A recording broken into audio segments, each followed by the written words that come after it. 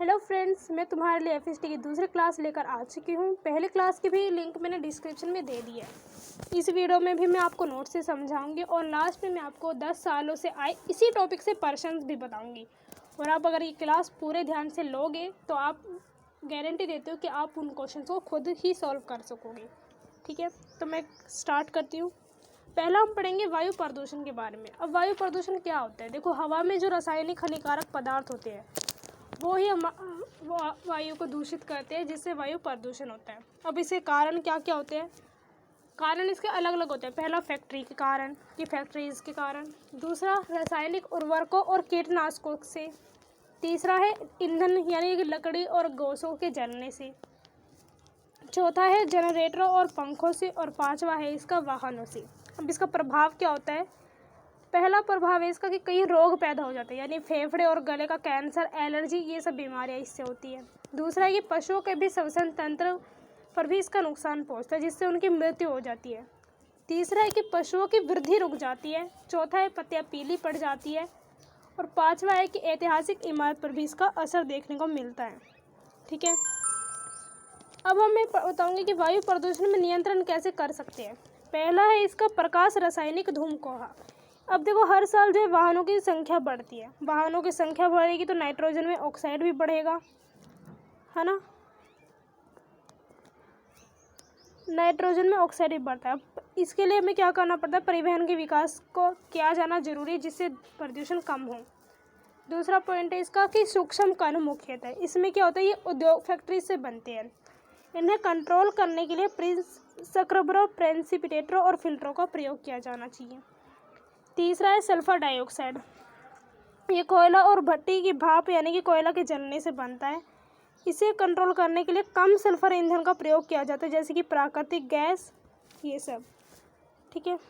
चौथा है रसोई घर से जो निकलने वाला धुएं की जो चिमनी होती है उसे हम कंट्रोल कर सकते हैं। बायोगैस, सोलर कुकर, धुआं रहित चूल्हे, इन सब का प्रयोग कर सकते हैं। सबसे ज़्यादा पॉल्यूशन जो था वो यातायात से हुआ है, क्योंकि पहले के समय में लोग सिर्फ ये देखते थे कि स्पीड को कैसे बढ़ाया जाए। उन्होंने सिर्फ गति को बढ़ाया, उन्होंने पॉल्यूशन पर ध्यान नहीं दिया। और जब उन्होंने ध्यान दिया तब स्थिति ज़्यादा ही हाथ से निकल चुकी थी। ठीक है।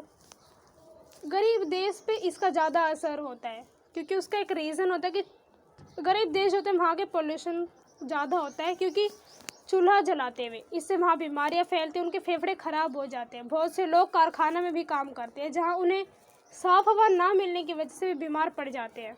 वे लोग दरिद्र होते हैं, इसलिए उन्हें मजबूरी में वहीं रहना पड़ता है।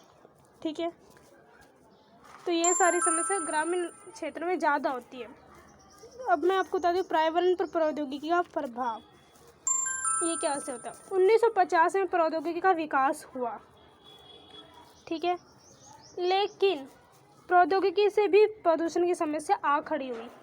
इसके क्या कारण थे कि कृषि में यूज़ होने वाला रसायन, जंगलों का काटना, पक्की सड़कें और इमारतें बनाना। ठीक है, लास्ट 100 सालों में खेती के लिए ज़मीन की सफाई अंधाधुंध की गई। वन और जंगल के कटने से कई जीवों की प्रजातियां भी खत्म हो गई। वनों की कटाई से अपरदन, गाद का जमाव, बाढ़, जलवायु परिवर्तन जैसी प्रॉब्लम्स भी आ खड़ी हुई। ओजोन परत की सतह से मानव और पशुओं की हेल्थ पर भी बहुत ज़्यादा ही नकारात्मक प्रभाव पड़ा। ठीक है, अगला टॉपिक देखिए, पर्यावरण पर जनसंख्या की वृद्धि का कैसे प्रभाव पड़ता है। देखिए, आज के टाइम में जनसंख्या जो 5 गुना बढ़ गई है। ठीक है, आज संसार की जनसंख्या जो 500 करोड़ से भी ज़्यादा हो चुकी है। ये वृद्धि जो है वो लगातार बढ़ ही रही है। ठीक है, भारत की जनसंख्या में ज़्यादातर गरीब और अभावग्रस्त परिवार है। जनसंख्या के बढ़ने से संसाधन भी बढ़ते हैं। हमारी प्राकृतिक संसाधन जो वो सीमित है। अगर इसी तरह जनसंख्या बढ़ती गई तो ये संसाधन जल्द ही समाप्त हो जाएंगे। ठीक है, तो ये इस तरह जनसंख्या का भी नकारात्मक प्रभाव पड़ता है। विकिरणों के कारण प्रदूषण। अब विकिरण क्या होते हैं? ठीक है, ध्यान से सुनेंगे, बहुत ज़्यादा इम्पोर्टेंट है। ठीक है, नाभिकीय संयंत्रों में वृद्धि हो रही है। ठीक है, और ये प्रदूषण ज़्यादा फैला रहे हैं। ये नाभिक के अपशिष्ट को बनाते हैं जो बहुत टाइम तक रेडियोधर्मी रहते हैं। ठीक है, यह हजारों सालों तक खतरनाक हो सकते हैं, जैसे कि प्लूटोनियम। इसका असर 200,000 सालों तक जीव मंडल पर दिखता है। ठीक है, विकसित देश इन अपशिष्टों को गरीब देश में फेंक देते हैं। कभी कभी ये नाभिक के विस्फोट की वजह से दूर दूर तक पहुंच जाते हैं। ठीक है, यानी ये ज़मीन में पहुंच जाते हैं जहां पेड़ पौधे इन्हें अवशोषित कर लेते हैं, और जब कोई पशु या इंसान कोई भी इन्हें खाता तो ये मांस उनके ये जो नाभिक होता है ये उनके मांस और हड्डियों में जमा हो जाता है, और ये कैंसर का एक मेन कारण बन जाते हैं। ठीक है, एग्जाम्पल इसका है कि हिरोशिमा और नागासाकी पर होने वाले अटैक से यह कण जो है वहाँ पर खतरे को बढ़ा रहे हैं। आज के टाइम में नाभिक एक युद्ध सामग्री है। अगर इसमें से 1% का भी यूज़ किया जाए तो धरती की सारी सभ्यता खत्म हो सकती है। ठीक है,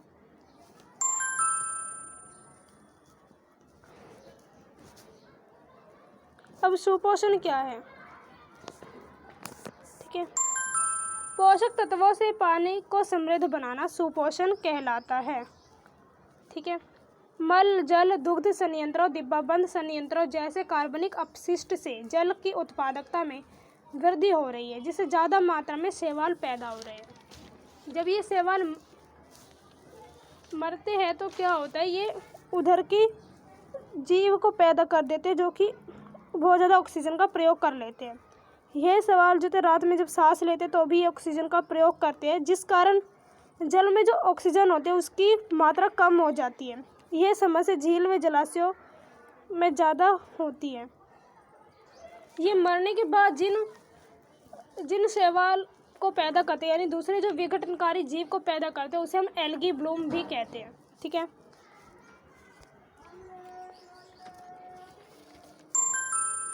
अब बताती हूँ अम्ल वर्षा के बारे में।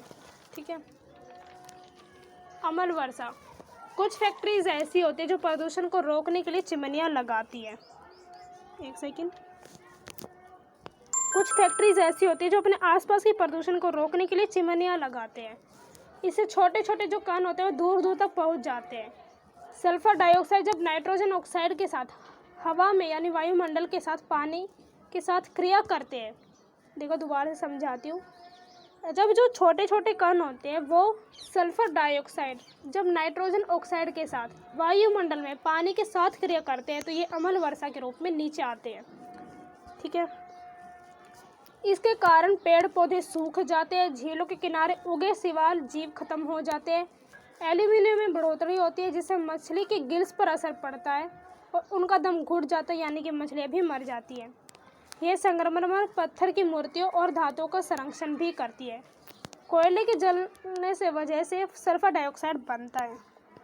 ठीक है, जिस कारण अम्ल वर्षा होती है। इसलिए हमें कोयलों को जलाने से पहले धो लेना चाहिए, चिमनियों को यूज़ करना चाहिए।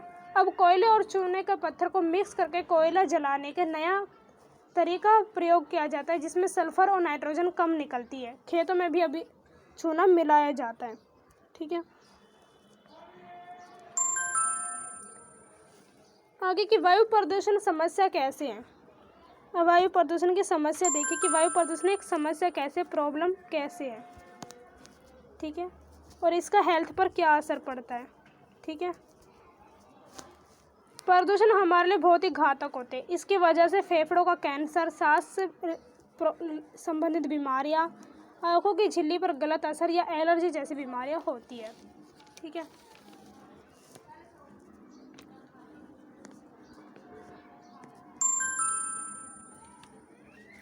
अब ओजोन परत का अपक्षय। ठीक है, ओजोन परत को मेन कारण क्या होता है, क्लोरोफ्लोरोकार्बन।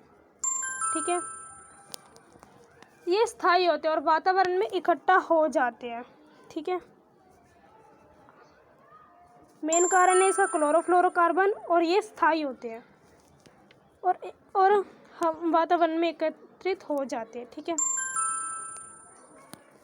आगे देखिए, ये एकत्रित हो जाते हैं वातावरण में और यहाँ ये ओजोन क्रिया करते हैं। ओजोन को ख़त्म करने में नाइट्रोजन ऑक्साइड की मेन भूमिका होती है। किसकी? नाइट्रोजन ऑक्साइड की। ठीक है, हवा में उड़ने वाले हवाई जहाज़ों में छोड़े जाने वाली नाइट्रोजन डाइऑक्साइड ओजोन को नुकसान पहुंचाती है। ओजोन को ख़त्म होने से पराबैंगनी किरणें निकलती है जो कि पृथ्वी पर पहुंचती है। इससे त्वचा का कैंसर, खेती पर प्रभाव, ऑक्सीजन चक्र में व्यवधान जैसी समस्याएं पैदा होती हैं। ठीक है,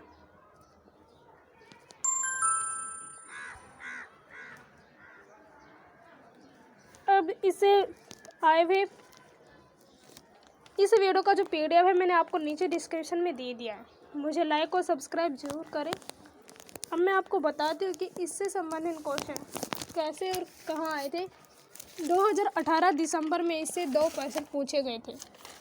ठीक है, और 2018 जनवरी में भी 2 आए थे इसके सवाल। 2017 जनवरी में 2 आए थे, 2016 दिसंबर में 1, 2015 दिसंबर में भी 1, 2014 के दिसंबर में से 2, 2014 जून में से 2 और 2013 दिसंबर में से 1। ये सारे प्रश्न पहले आए थे। ठीक है, अब प्रश्नों की तरफ बढ़ते हैं। पहला प्रश्न देखिए, प्रदूषण शब्द को परिभाषित कीजिए। किन्हीं 2 विषालु प्रदूषकों के नाम बताइए। वायु प्रदूषण को नियंत्रित करने की विभिन्न विधियों का वर्णन कीजिए। दूसरा देखिए, वायु प्रदूषण के कारण स्वास्थ्य पर पड़ने वाले 3 प्रभाव बताइए। तीसरा है अम्ल वर्षा की टिप्पणी लिखनी है इसमें। चौथा है जनसंख्या वृद्धि से पर्यावरण पर क्या प्रभाव पड़ते हैं। पांचवा देखिए, आज के समय में वायु प्रदूषण एक प्रमुख समस्या कैसे बनता जा रहा है। वायु प्रदूषण को नियंत्रित करने के तरीके सुझाइए। सुपोषण के ऊपर टिप्पणी लिखी हुई है। विकिरण प्रदूषण से आप क्या समझते हैं, चर्चा कीजिए। ओजोन परत का अवक्षय कैसे हुआ। उन 6 कारणों की व्याख्या कीजिए जिनसे कि देश के जल निकाय प्रदूषित हो रहे हैं। तो ये सारे आए थे। ठीक है, मुझे एक लाइक, सब्सक्राइब और शेयर करना ना भूलें। मुझे इसी तरह मोटिवेट करें ताकि मैं आपके लिए और मेहनत कर सकूं। Thank you.